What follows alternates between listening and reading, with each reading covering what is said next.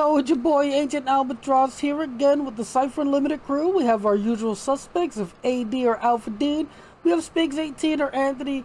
And just as a quick reminder, if you haven't already, be sure to follow us here on the script, subscribe to us over on YouTube, and check us out on the Anywhere Door, which is a new streaming platform that Monty Cook Games is trying to help get off the ground. It's a nice collection of all things MCG. And yeah, if you're hankering for more MCG content, that is the place to be. But without further ado, Anthony, what are we doing here tonight? Hey, before we get this walkthrough started, I just want to remind everyone, we only have 12 days left, guys, for the player sign up on CypherCon. So if you're a new player and want to learn the Cypher system, or you're a veteran player wanting to sling some funky math rocks with some cool people, join the Cypher Unlimited Discord and join CypherCon. It's an entirely free online convention. We have all sorts of fantastic games set up. We have MCG adventures, content creators such as Gonza Gaming, Underground Oracle, Ked Hub, Alphadean, all have their games posted there as well. And some really cool community fan-created content adventures as well to check out. So yeah, we want as many people playing as we possibly can. And like I said, there's only 12 days to sign up. The sign up ends on September 16th, and CypherCon runs from September 18th to the 22nd. Speaking of the beginning of CypherCon, we just announced today on the CU server that we have a live AMA with Monty Cook, the man, the myth, the legend himself. He's doing a live AMA at 1 p.m. Eastern Time, Thursday, to kick off the beginning of CypherCon. We have a room set up right now on the CU Discord where you could post as many questions as you like to ask Monty. So head on over there, post your questions for Monty, and we'll try to ask him as much as we can in the hour time slot that we were given. So yeah, go ask him whatever you want. Ask him about the new Cypher, ask him about Numenera, ask him about Invisible Sun. He's willing to answer any questions. So yeah, take advantage of that opportunity because it's going to be freaking awesome. So once again, 1 p.m. Eastern Time, Thursday, September 18th, live AMA here on Moonbeam and on Twitch. So yeah, that's going to be hella fun. So Dean, what are we actually here for? We're gonna do this walkthrough through the preview, the free preview that Monty Cook gave us of the new Cypher. We're gonna talk about all the little aspects and nuancy things because basically this is gonna be the nuts and bolts of what we're going to be able to do with the new Cypher, especially when it comes to dealing with characters and combat and so on and so forth. So where you want to start at, Ant? Real quick. Just so people on YouTube and the live chat here, we've been trying to do this walkthrough for like 2 weeks now. We've been trying to do this walkthrough since the thing came out, and always something came up. Like I think last week was the big information drop MCG did with the show with Cypher actually going live on Back a Kit, so we couldn't do the walkthrough. And then on Thursday, we had the Underground Oracle Jess interview, so we couldn't do the walkthrough. Then we were going to do it on Tuesday, but I had an emergency at work. We couldn't do the walkthrough. I had to go back to work. Then on Wednesday, we were supposed to do it on Wednesday, but I had no sleep. I was literally on 3 hours sleep. I sat on my couch and passed out. So we couldn't do the walkthrough yesterday, and now we're finally doing it. And I'm just happy that we can actually do the walkthrough and the preview. Because, like what you said, Dean, I think there's some hidden gems in this preview. Absolutely, absolutely. So I'm just gonna scroll on up, and we got, first of all, again, they're giving us all the cool art and everything, crowdfunding, blah blah blah, the 3 books, yada yada yada. But then we jump right into the core concepts. And this is standard fare for Monty Cook Games. Explains the basic die mechanics. Dean, real quick, before you do that, scroll back up to the slipcase image. Yeah. The image with the slipcase. It's right there. Yeah, I'm just gonna say it once again. They got the bestiary in the image with the 3 books. Right. I want to see. Have we seen the full image of the new mock-up for the bestiary book? Because Yes. I think I have seen it somewhere. Yes, we've seen it. We've seen it. That's the one where it looks like a Yanti that's kind of glowing. Oh, okay. Yeah, it's that mock-up cover is freaking awesome. And I know there was some talk. There was some talk about whether it was fair or not that it's only going to be a Cypher exclusive backer kit book. You know, the updated version. It's essentially the same book. They're just updating all the stats, right? Well, you know, and new cover art. I think it's kind of funny that everybody wants to talk about it, whether it's fair or not. It's an incentive for you to back it. So yes, it's fair. I don't, you know, it's an exclusive. Why are we even having this discussion again? I mean, it's like, to me, it's just craziness. But, you know, that's just me. Yeah, we don't agree 50% of the time, but I'm 100% in agreement with you on this. Like, I never understood the argument of backers getting, exclusive stuff, because that's the whole reason why you back any project is for the exclusivity. So, but I can understand the former hey, you don't have to buy the book, right, to get the updated book, right? Not that I know of. Mm-hmm. No. I think that cover and the updated book are all going to be backer kit exclusives. That's what I believe it is. That's the way the language is. And you know, like I said, I don't see the fault. You know, I just don't. They always, and I'm gonna say this too, and MCG might not agree with me on this, but I've been an MCG fan since day one. A lot of their exclusive products, they always overprint and wind up releasing at some point. You might not get it when the Cypher books drop, but like 6-7 months later, you'll see they have 500 copies on the MCG store, or you go to a con and they'll have the exclusive book copies, because I've seen that happen. Because they said that about the leather-bound Numenera book. Remember that was an exclusive, and you were able to get that at Gen Con and GameoCon. So it might not be 100% exclusive. Yeah, I mean, it basically, but I look at it this way. Let's look at it through the lens of what it is. It's an incentive to get you on the bandwagon now. It's an incentive to get new people, for you to get new people to jump on along with you, so we can grow the audience and, you know, get some more cool stuff. I mean, that's just the way it goes. But, you know, I'm with it. I mean, I think it looks cool. It looks great in the mock-up. Can't wait to play. Jason, well, why are we having this discussion? Because it's a Discord server. Point taken. You are absolutely right. I subtract my statement, especially me, who've been promoting the hype train and bandwagon from day one. You are absolutely right, Jason. I take back that statement. Yeah, there you go. You're good. Good point. Good point. All right, so I'll finish up what I was saying. So basically, they give a basic rundown on task resolution, setting difficulties, you know, what the GM's task is, you know, numbers 1 through 10, so on and so forth. Yeah. Standard Cypher fare. If you don't know this, then, you know, you definitely need to copy the preview.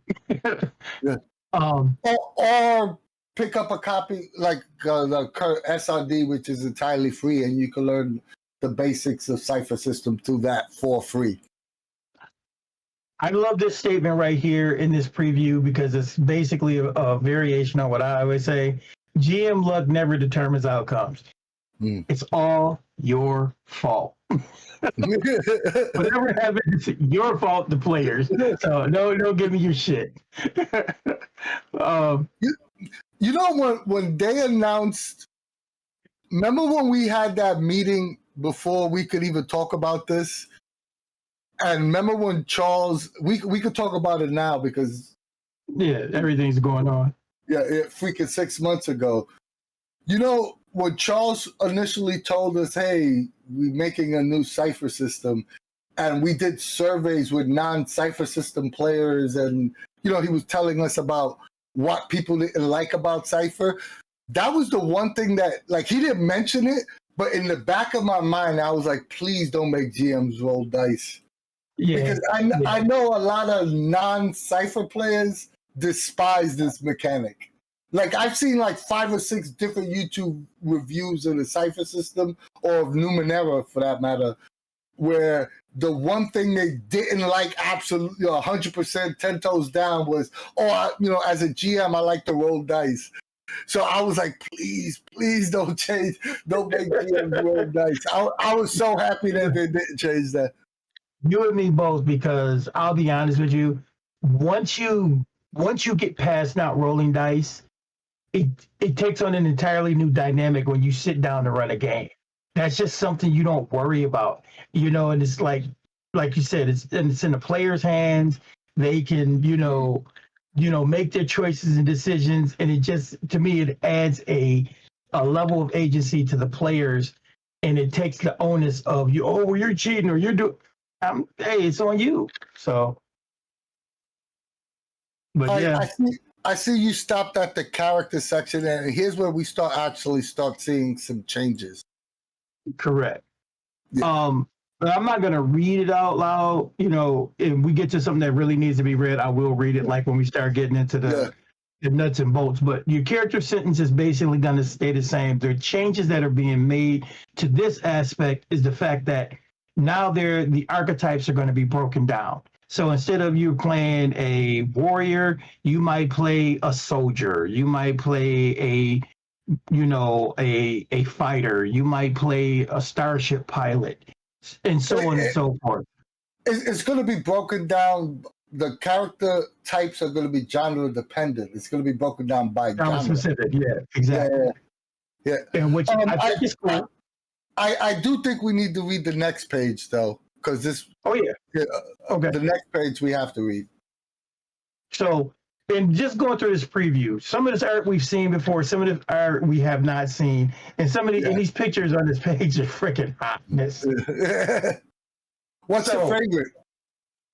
Actually, this I don't know if she's a cyber gypsy or what, but the gypsy girl is hotness. I dig it. I mean, it looks like she got a set of gills. She's got a cybernetic eye. She's got a metal plate in her head. Her earrings both look like data chips or some sort. Yeah, that's just phenomenal. I always like the image up top, the vampire from Stay Alive, the vampire girl. Lady. Oh yeah. Yeah, I always like that image. Nice too. Yeah. But yeah, so that's cool, right, guys? Yeah. All right, so you talking about creating a character? Yeah, we definitely have to read this because this is entirely, not entirely different, but there are some changes to creating your character that are different from our current Cypher system. Right. So they even have a nice little flow chart, which is the flow chart is different as well. That's why. The flow chart is definitely different. So it says beneath your character sentence, your descriptor, type, and focus, you begin with the core of the character. This core character gives you base stats, training, and a couple of skills appropriate to your genre, and a few other important foundational elements, including how much baseline punishment you can take. Your core character is entirely playable, if slightly uninteresting. As an entirely playable character. It's the foundation onto which you layer the words in your character sentence. Words like intelligent, chaotic, barbarian, android, masters magnetism, or evades the law. Each part of these sentences adds new abilities, capabilities, and abilities, making your character more capable and dynamic and extraordinary. And, I just want to throw something out there. That evades the law. That's a new one. We've never seen that particular foci before. So So all right. So your basic core, because they mentioned this, I think it might be later on in this primer, but so you're gonna essentially have a core. If we go through the the flow chart, right? You're essentially gonna have a core character, which I think they mentioned this in when they talk about wounds. Like the core wounds might be 3-3-3-3, right? So you have a core character. So it's the vanilla character prior to picking, prior to the changes according to genre. Is that correct? That's what I'm saying. What I'm looking at, the way I would describe it to anybody is that you have a naked mannequin when you start out, and you start layering the clothes on it to get your look or to get your character. So by the time you get the last layer of clothing on, the magic happens and it turns into a real boy or a real girl or a real being, whatever, and thus your character comes together. So when you look at it, it's still the same thing. Your character has 3 statistics: might, speed, intellect. Might, physical activity; speed, your endurance, agility, so on and so forth; and intellect, your mental capabilities. So prior to, in the current Cypher system, right, you got your stat pool numbers from your type. So is it going to be different now? Is there going to be like a core stat pool and then your type adjusts from there? So everyone's going to have the same base starting stat pool? I don't know, but that could make sense. I mean, I don't see that not working at all, because it actually sounds kind of cool if everybody started with a baseline, and then if you wouldn't put the warrior, it'll give you that same feel, like, if Subtract you're playing 2, add 4, whatever. Exactly. Yeah. So. Because if we look at the flow chart, right, so start with your core character, gain base pool stats, base capabilities, and then it says pick a descriptor, layer the extra pool points of skill training, add a type. You see, before would be the type would give you your pool number. You would have just got your little 6 additional points. So now, like as you said, you gain base pool points and base capabilities. So there I think so. Probably what I'm surmising here, Ant, is that the base core types will probably still be our unique, adept, explorer, so on and so forth. Oh, you think so? Yeah, because I'm saying, if you look at it, look what he's saying, the base core type, base core character. So I'm thinking maybe we're going to still see adept, explorer, warrior, so on and so forth. And then when you pick your type, it's going to make adjustments from there. Yeah, I'm not saying you're wrong, Dean, but I'm just speculating. I'm throwing the speculation out there. Is it you? I for some reason I don't think we're gonna see the adept warrior, the adept warrior explorer speaker anymore. Yeah, we see. We're gonna see what happens. Caleb, what did Charles say? Because Caleb said no, that's not what Charles said. Oh, so it is like what I'm saying. There's just a base core stats, and then once you get to the type stage, that's when the pool adjustments occur. Gotcha. See, that's why we keep Caleb around. He has a good memory.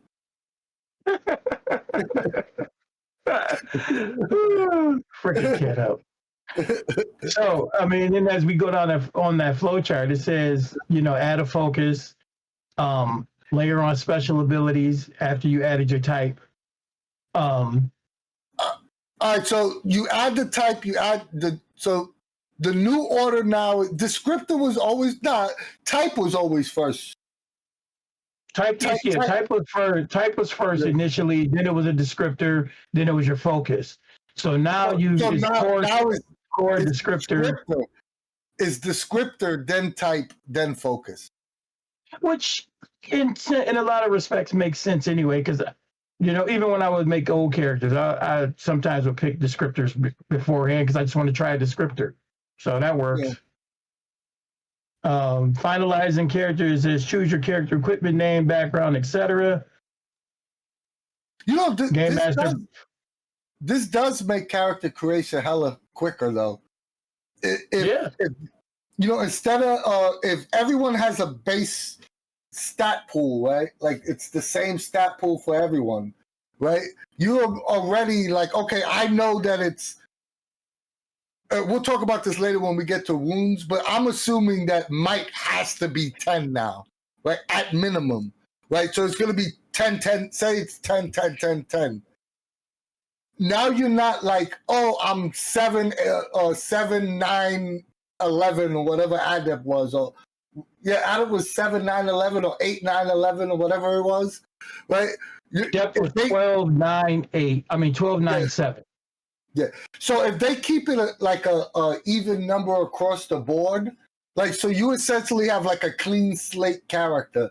And then now when you pick your descriptor, you pick your type and your focus that you could concentrate. Because I'm assuming that all of these are now going to add points to whatever pool are associated with the abilities that are associated with that type and with that focus. So if you're picking a fighter in a fantasy game, it's going to come with 4 points to your might pool. If you pick defends the weak as your focus, it's going to come with 4 points to your might pool or 2 points to your speed pool or whatever it is, right? So it's going to be a lot more streamlined in character creation. Yeah, what I'm seeing here too, I mean, and just from some of the things that were said, I don't necessarily think foci, I don't know, but just from what was said early on, I don't think foci are going to be adding any points to pools anymore. Not like they used to. It'll just be ability. It's going to be ability. It's going to be abilities. Yeah. So I think that, you know. Yeah. But that's pretty cool. You know, I mean, if you look at this flow chart, then you're literally, character creation is what, 1, 2, 3, 4 steps. It's literally 4 steps. Yeah.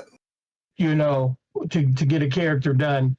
And, you know, with a lot of stuff being done for us already, it's gonna make it flow pretty quick. Yeah, I think it's gonna be a lot easier to do character creation now. It's less book flipping. Yeah. All right, so they go into this section. They talk about difficulty, using edge, recovering pool points. Yeah. So yeah, and that still seems standardized and the same. No. There's one. Ability durations is new, Dean. Abilities that have it at the bottom of that page, page 8. Oh no, I hadn't got to that side. I was going to your character abilities. I wasn't on that side. I was on the other side. Oh, okay. So yeah, now it goes into talking about, you know, paying effort, spending points for specific pools to activate your special abilities. And this is kind of cool because, yeah, ability durations, you know, Monty talked about that, making ability durations, you know, have basically lasting until you do something or the GM sees a way that he can interrupt that ability. Which I think is pretty cool, you know. You know, I'll just read it. Let me just read the description that they give us of it. Yeah. Ability durations that have a duration can be tricky to track, given that real-world time and in-game time often widely diverge. But your Cypher abilities won't be plagued by the uncertainty of whether 1 minute, 10 minutes, or an hour or more has passed for your character. If your ability has a duration in the first place, it lasts until you do something to end it, either end it early or by using a 10-minute or longer recovery roll. So that makes a lot of sense. I think that's kind of cool. Especially, go ahead. I said, I know the last time we spoke about this, I had some hesitation about whether or not this could be broken or not. But the more I thought about it and let it marinate, I've actually crossed over to the dark side and love this now. Well, the reason why I love it so much is this, because like you said, this to me becomes this becomes a playground or field for a GM to have fun with GM intrusions.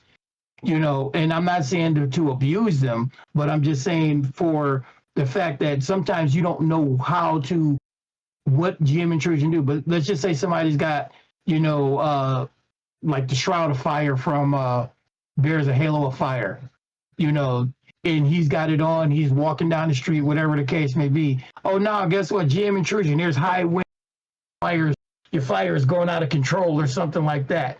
Just little stuff that you can play with now. I kind of dig it. I also think that with the wound system being added into the system, right, which added a certain level of bookkeeping, removing the bookkeeping from Cypher abilities and from abilities in general of having to remember, oh, this has a 10-minute time limit, this has an hour time limit. So it's like tick for tat. You're like, okay, we added some additional bookkeeping here, but we're removing some bookkeeping from another area in order to keep it still a fast-paced and, mid-tier crunch system. Yeah, I mean, and that's what I'm saying. You can actually see the user running it narratively and cinematically. So that I think is going to be huge. The next thing that comes up is hold on, one other thing, and it's also going to be hella cool for supers, because certain ciphers that give you certain abilities in supers. I actually ran supers this week, right? And certain cipher abilities, like someone that takes a cipher that gives them flight, to have it, end after 10 minutes or whatever, when the scene might not end in 10 minutes, kind of kills the supers vibe. So I think it's going to be really useful in supers and perhaps fantasy as well. I mean, yeah, absolutely. I can see this being used in so many ways in the supers game. You bringing that up, it could be used in so many ways. Like if you have the ability to grant flight or grant invisibility, until you do something to interrupt that, you'll have it. Like how Storm used to let the entire team fly for all the members who couldn't fly. Yeah. Yeah. So the next section goes in to talk about Cypher, which, they are leaning more into the subtle ciphers. It says ciphers physical objects. They might be described by your GM as a sudden inspiration, a blessing from a god, a quirk of fate that gives your character a momentary advantage. Now, in some campaigns, cipher are actually physical objects that you can carry, like a potion or ring, which vary by genre. Whether or not ciphers are physical objects, they are part of your character sheet, like equipment or a special ability, and are options that you can use during the game. So that right there is, I think is really cool. They're leaning heavily subtle ciphers to help people get past, trying to get figure out them, especially in different genres that it wouldn't make sense in. So that's pretty cool. I'm curious to see what the verbiage change is going to be in some of the existing ciphers to the new cipher system, to the new cipher, because some of them are going to have to be changed directly. Like, I don't necessarily think we need so many, like rejuvenate would be a cipher that comes to mind. Like are we going to get ciphers that, is rejuvenate going to switch to recovers 3 wounds opposed to, roll a d6 +1 to any of your pools? Yeah, I'm kind of in the same boat with you, wondering, what the guidance is going to really truly be on full on ciphers. Also, too, is I always love subtle ciphers, so I think it's hella cool for them to be emphasizing that, because I think we can never have enough subtle ciphers. Well, remember, we were doing subtle ciphers before everybody it was a thing, so that's also huge to see it, coming like that. So talking about advancing your characters, you said you earn XP points and resource points. Yep. Now, resource points is a new thing because we didn't have that before, unless they're just changing the verbiage here on a few things. But they talk about using XP to advance your character, use it to affect the narrative in ways that is important to the character by re-rolling a die or introducing a player intrusion. They talk about XP gained after successful adventures. Other times it's earned as you progress along your character arc. And quite often, XP is the result of unexpected complications to a situation known as GM intrusion. It tells you like what the different types of XP could be. XP from adventuring, XP from your character arcs, like we were just talking about. Resource points. I think Monty, even though it's not in here, I think he did mention some about expanding character arcs, or it might have been Sean in our chat about making character arcs more important. Because we've always had that, we had that discussion several times. Like, I think they need to expand upon character arcs to make people more inclined to want to, use them or hit those character arcs. Yeah, well, I think with the character creation being streamlined like it is, it's going to open up the doors for you as a GM to set up those character arcs. There are many. I got many ideas on how it can work. Here's a resource point. Yeah. So resource points. Each time you spend XP to advance your character, you gain resource points. Resource points are a way to accomplish goals you set for yourself during what is typically treated as downtime. Need to know a secret way into a castle, need to get the ship's hyperdrive back online, need to convince someone to keep an eye on things while you're gone. Spend resource points. And a bit of downtime. Making a friend might require a few nights out of town, but repairing an engine might take a better part of a week. There's no hard and fast rule. It just needs to fit the story and make sense.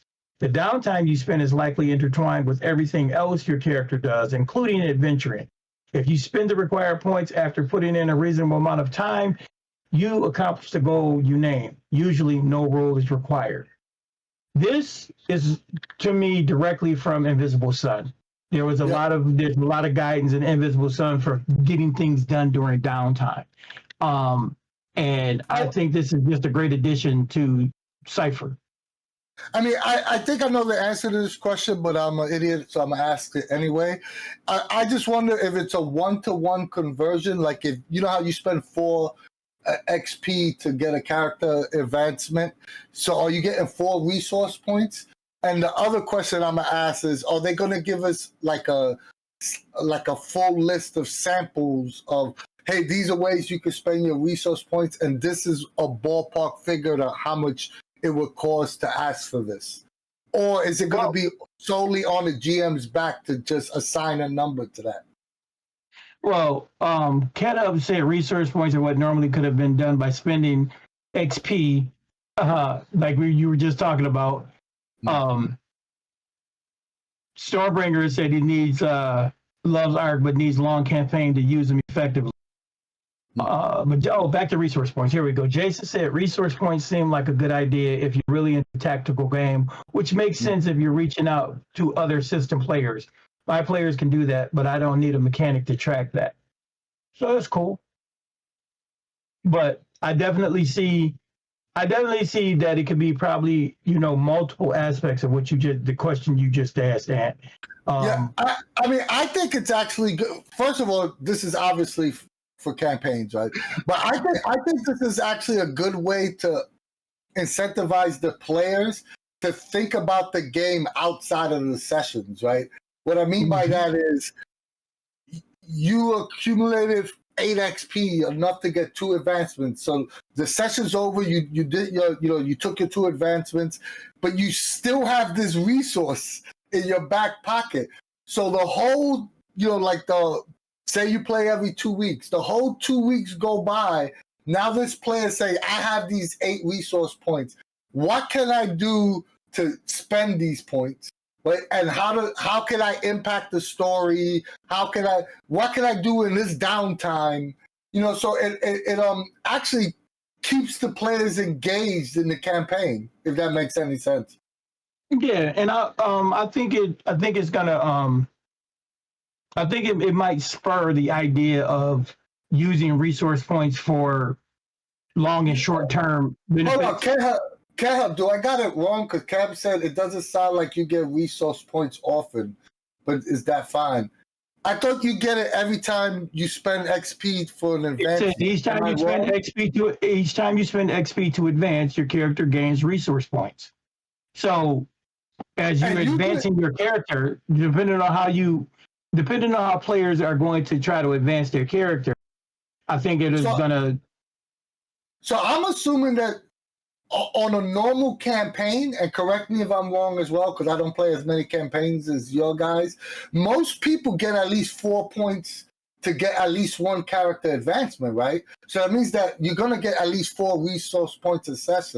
Is that an accurate assessment, or am I overanalyzing that? Well, depending on how you run your campaigns, it's always been stated that you get anywhere between 1 to 2 standard and then bonus XP, because that way you can kind of control how fast players are advancing. But in the same breath, we don't know if advancements are still going to cost 4 XP or anything else. Is it advancing your character? Because I just want to make sure I got this right, so I'm not saying the wrong thing. It says each time you spend XP.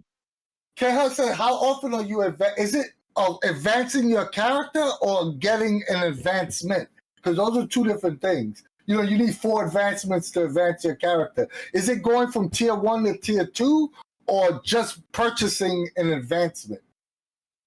And again, that's got to be clarified, and that's also something that could be that they're going to leave written just like this, and it's up to you as the GM to determine.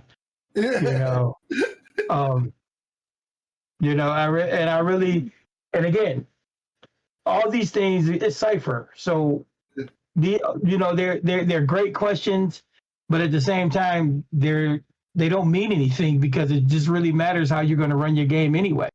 Yeah, because that is pretty vague. Because I could definitely see K-Help's interpretation as advance your character, as in going from tier 1 to tier 2. But I also look at advancing your character as picking up your 4 abilities to get to tier 2. That's still advancing your character. I see. So, because I look at it, that's how I was seeing it, was every time they, a 4 XP advancement, they're going to get some resource points.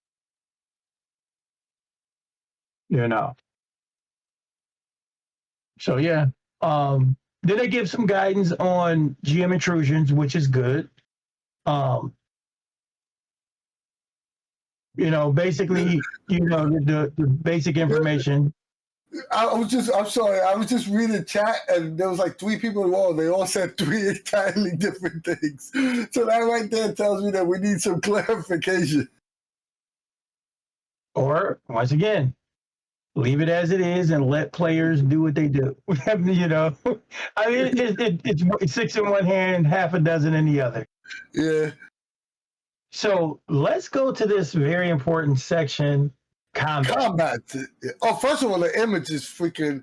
I know this image was used before, but I love this image. Yeah, that's some space alien horror shit that I don't want to encounter unless I got a 40 gigawatt pulse rifle. Oh man. So I'm not going to read the combat thing. I'm going to just go down where it said, but I will read where it says inflicting damage.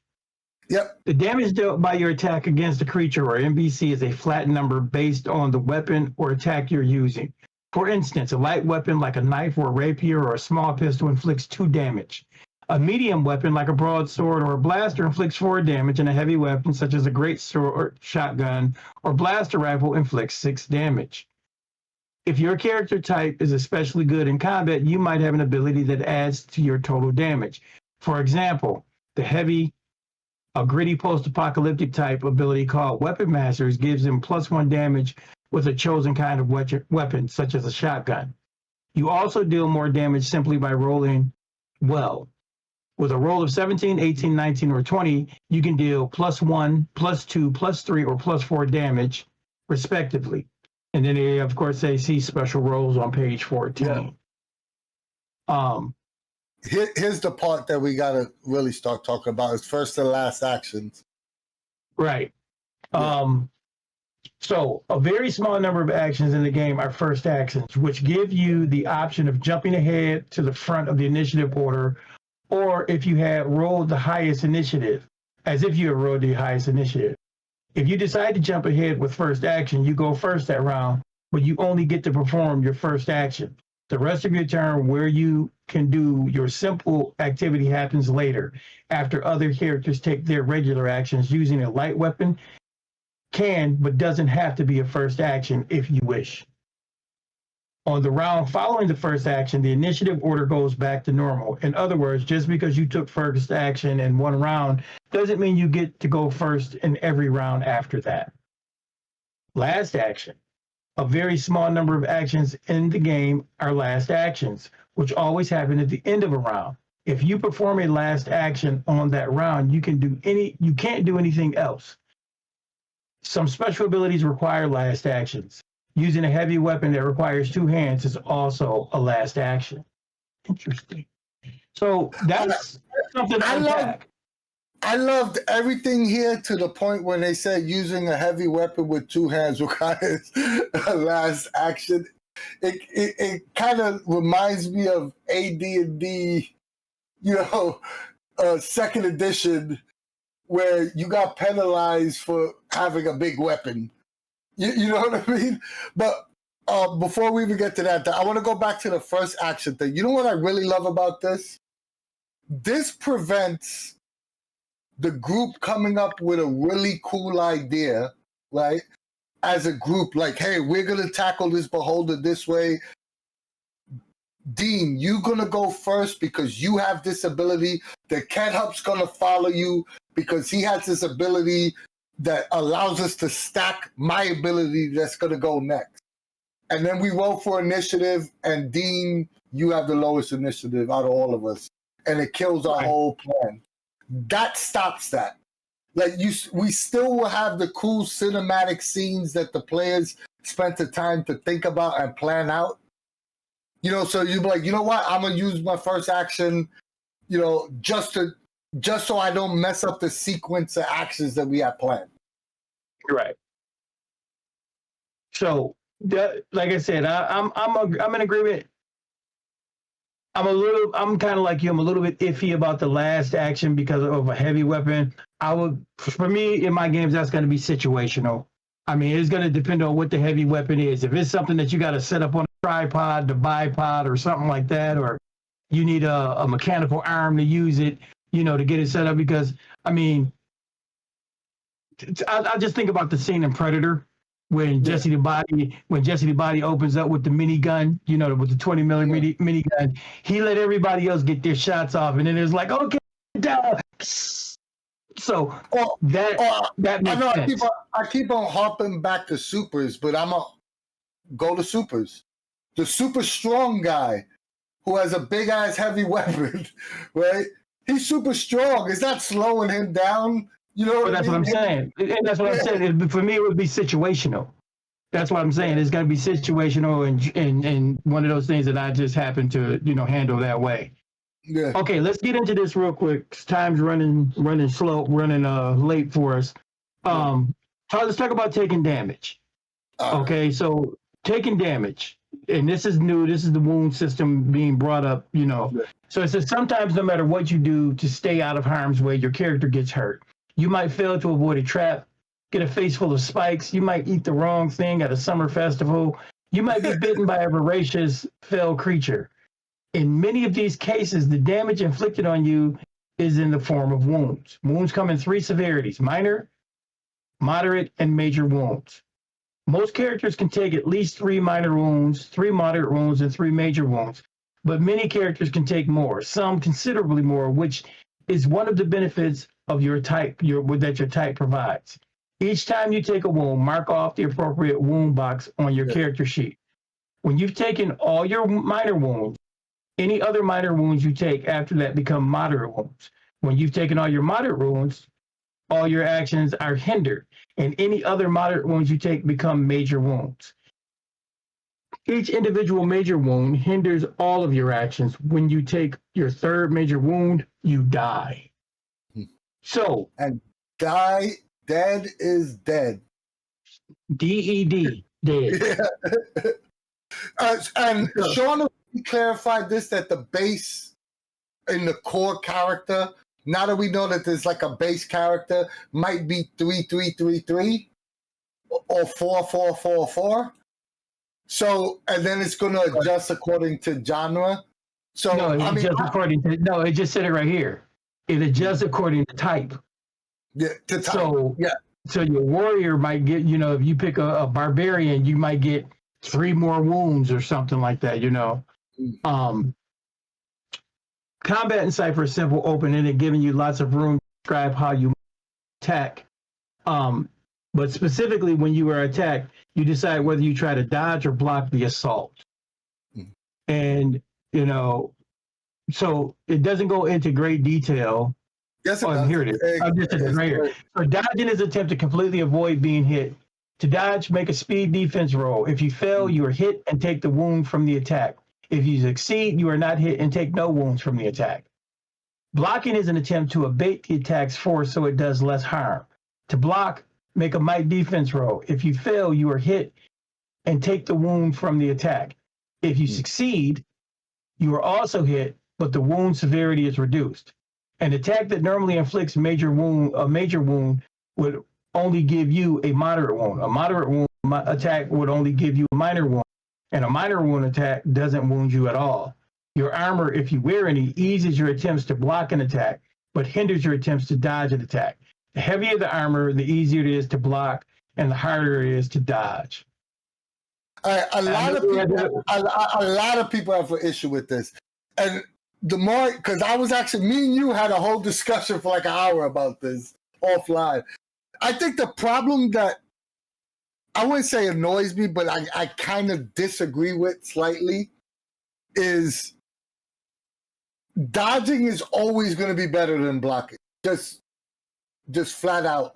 So it's going to encourage people to want to be the evasive character over the tanky character, right? I disagree. And second of all, second of all, the problem, I can understand blocking because it just makes the medical sense that you're not going to avoid the damage. You're just going to drop it down a tier, right? But why does you have to attach that you get hindered when you attempt to dodge things if you're the tanky character then? If you're wearing armor. If you're wearing armor. I understand. I just started off. I understand it makes sense. But you giving 2 negatives to one that only has 1 negative, dodge versus block. But it's not. But there's a major difference between dodging and blocking, and this is why I disagree and I like it. Very simply, because it's also giving a bit of a real world idea behind it, as far as just like in real life. If I'm blocking attacks, I'm a martial artist. 50 odd years now. When somebody hits me and I block their attack, it does a little damage. It takes a little off of me, as opposed to me dodging their attack, which I get nothing. Wait a minute, let me finish. That works for me in the same sense. If I'm wearing, again, if I'm the type of person that builds myself up naturally and I'm used to that, I know there's going to be things in the same principle. Minor wounds do no damage, just like if he had dodged a minor wound. Moderate wounds, but now think about it this way. If a dodgy and agile character fools around and fails a roll, and it's a moderate attack, he's taking moderate damage and it's going to affect him, versus the tank and minor damage. You're going around in circles explaining something that we all know from the text, right? What I'm saying is, right, I'm just saying this flat out. You're specialized in both. Blocking or dodging. It's a major wound coming your way. You can knock from a major wound to a moderate wound if you successfully do the dodge. If you successfully do the block. If you do the dodge, you don't take anything. Right? What are most people going to choose? I don't know. Because here's the thing. I would rather apply effort to a dodge at hindered and totally negate the major wound, opposed to rolling straight up and still getting a moderate wound.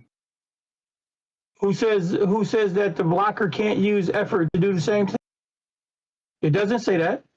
Yeah, but even if you're successful, you're still getting a moderate wound. You're still getting a wound, period. Right. But you're not always going to dodge. You're not always going to be able to dodge. That doesn't matter. And again, depending on the type of character. Wait a minute. Hold on. Stop for a minute. Stop for a minute. Just stop for 1 second. Yeah. Think of it this way. If you're a dodgy character, that's also meaning you probably didn't take the character with, let's just say you're playing somebody and you got 3 minor wounds, but now you got the tank, the barbarian dude over here, and he's got 6 minor wounds. My 6 minor wounds versus your 3. All right, D. You viewing it from the lens of an archetype. Let's view it from just a modern game. That you're neither a dodgy type or a tanky type. You're just a normal human being. And both those options are presented in front of you, right? Which one are you going to choose? Which one are most people going to choose from day one? From day one, if they had an option. If they have the option, yeah. Most people, I'm going to dodge. But if you can't dodge, if it's not a position to put you able to dodge, I understand what you're saying. I just don't care. And I don't agree. Okay. So why are you arguing? If you don't care, why are you arguing? No, what I'm saying is blocking, dodging, they both work for me. I like them both. And it would just depend on what kind of character I want to play. And that's the truth of the matter. The point I was trying to make, which is funny, is that I understand it makes sense on the blocking rules. I'm not arguing that.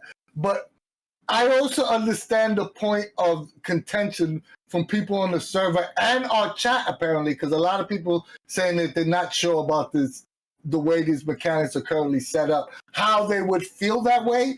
And I would think that it would gear min-maxers, people that want to optimize in Cypher, to avoid creating the tanky character, and they would rather create the dodgy character. That's all I was saying. Yeah, I get you, and I understand that. But again, you're the GM, and also there's many ways to cause a dodgy character issues and make it more difficult for them to succeed, where you would want to tank in the game. And that's all I'm saying. But we could say that about every rule in the history of time, that like GM Fiat could answer every rule. You know what I mean? But all right. I'm just, it is what it is. So this next section is pretty good. It's called Rallying to Remove War. It said, even if you succeed on a block, you might still take a less severe wound. You certainly take one if you fail a dodge. Eventually, you'll want to get rid of the wounds you acquire. Various healing methods are available depending on the genre of the game, but the easiest way for your character to remove them is to rally. Rallying costs you might points. 2 for minor wounds, 5 for moderate wounds, and 10 for major wounds. And it represents you catching your breath, toughing it out, shrugging it off, realizing it wasn't as bad as it first seemed, and so on. In some genres, hero can rally even from major wounds in a relatively short time. In a more realistic games, rallying to remove a major wound could require a week. So it's 10 points. It's only coming from your might pool, correct? Yeah, that's what it says here. That's why I said earlier in the video that I think that the base for might is going to have to be 10. And I could be wrong, but that's just my guess. Yeah. Because you don't want to put somebody behind the 8 ball from the very beginning where they won't be able to recover a major wound to prevent death. Or at least that's what I would think. I could be wrong, but and I'm wrong about a lot of things. So, I would be shocked if that was the case, but I would think that the base might's gonna at least be 10. I agree with you. I mean, to to look at all of this, I mean, again, yeah, I mean, I like it. I like what's been done, and I think you know we'll And figure out also this whole too, thing. I know this was brought up in the chat before. They never said that this is the only way you're gonna recover wounds. Because I know that, Right. just because it's in a primer, I'm sure that there's gonna be ciphers that recover wounds. There's gonna be characters are gonna have abilities that possibly recover wounds on other players. So I don't think this is the only way to recover wounds, but they're giving you at least one in the primer. Something else, Lord Loppage, he said, I'm playing a glaive in Numenera. I'm the group's muscle, so I try to block for other players. Sometimes, now I have to take damage jumping in front with my shield up again. Not a fan. And I don't know. I'm not sure because they haven't said anything about using shields. But shields might actually get a one up because a shield might be one of those things that help you mitigate damage even more so, as opposed to just armor. And I'm just, thinking about it through that lens. So that might be something to think about. It might make shields become a way more interesting toy to have. I know we're Al's gonna have to break out soon, so we're probably gonna have to wrap this up. But I think that was it, right? Yeah, because everything else is the same. The next two sections talk about the ending section actually talks about range and movement, special roles, which none of those have changed. And Anthony, you were asking about the cover. There it is, right there. Which cover? For the mock-up for the. That's it right there. Yeah, that's it right here. Yeah. Nice. So. Yeah, I like it a lot. I like it a lot. What's your overall take on the primer? I know I always play the devil's advocate in our conversations, and I know sometimes people think I'm being negative. I just want to have the discussion open so we get all viewpoints. So sometimes I'm arguing on a point I might not necessarily agree with, but I'm arguing on the point so everybody's voices get heard, right? Yeah. Overall, go ahead. Go ahead. No, go ahead. No, go ahead. I was just going to say overall. We got to stop being polite to each other. Go ahead. I'm going to go.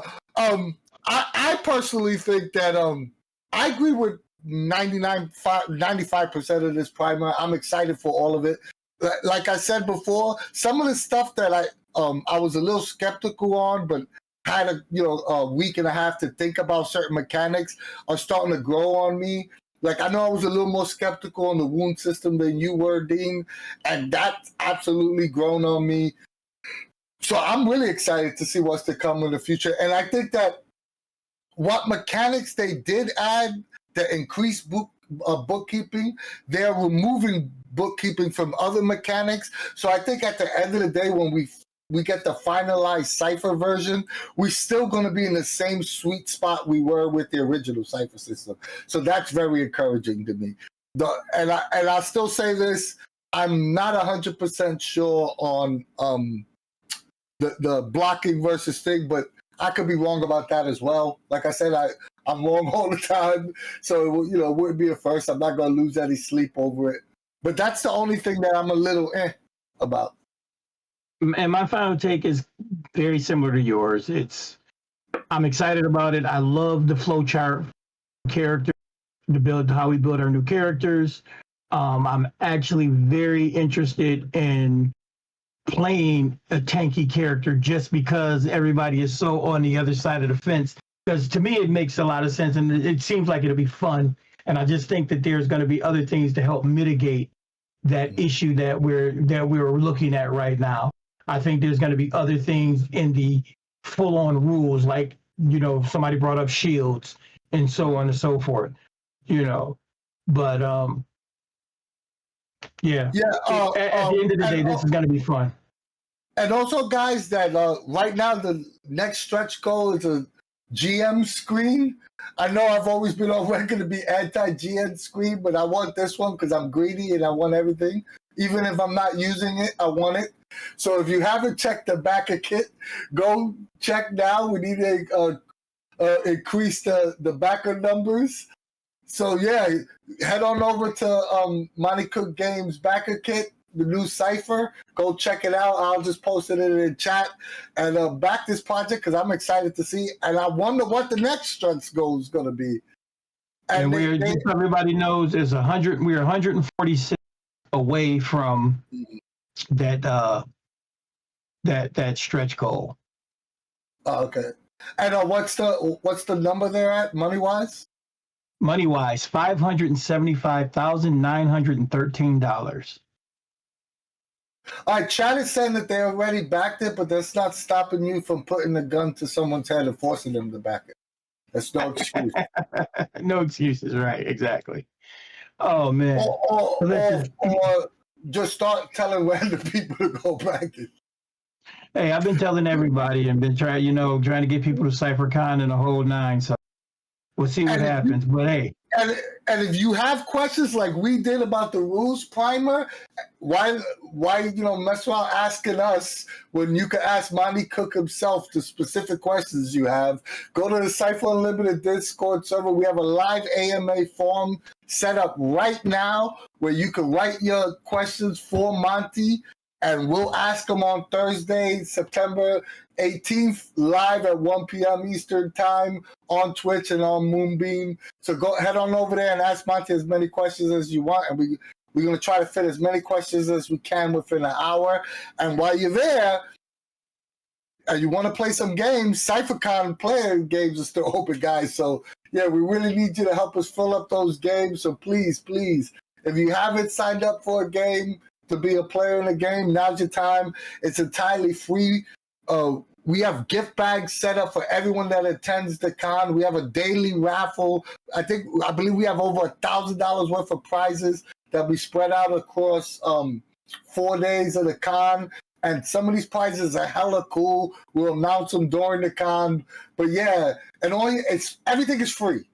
It's free to play games. It's free to enter the raffle. It's free. The gift bag is free. So you have no excuse not to join CypherCon and join the fun with us. D, you got anything to say before I hop on my spiel? No, jump on your spiel, man. Just everybody do what Anthony said. If you like us and you like what we do, join the Cypher Unlimited Discord server for all things Monty Cook Games. We have the largest round one Discord server for everything MCG. But if Discord's not for you, join our Facebook group. Not as big as our Discord, but still great conversations being had there daily. Our videos are always free, but if you want to support us in any way, you could give us a donation on Ko-fi. It helps us out with little things like setting up online conventions for free. Or go to our online store and pick up some cool Cypher Unlimited merch like the shirt Dean has on. And yes, we have the Sin and Cat Up original CypherCon 2025 tees now available on our online store. You could also we just set up a website, so you can also visit our website, cypherunlimited.com, and get some cool information. And after CypherCon, we're going to start posting articles and having a bunch of cool stuff on there as well. Or give us a sub here on Twitch, or give us a follow on Anywhere Door on Moonbeam, or go to YouTube and like, share, and subscribe there. We're still trying to build all three platforms up as much as we can, and any help you could give us in that direction will be greatly appreciated. And last but not least, we love you guys. Yep, thank you guys so much for coming by, chatting with us. Chat, the audience there, you guys are wonderful. Thank you, Anthony and Dean, for hosting this talk on the new Cypher preview. Definitely a lot of changes in store for us, and definitely going to be interesting to see how they fully flesh out in the main book. So definitely interested and excited for that. So yeah, thank you guys, and as usual, from us at the CU, we will see you later. Peace.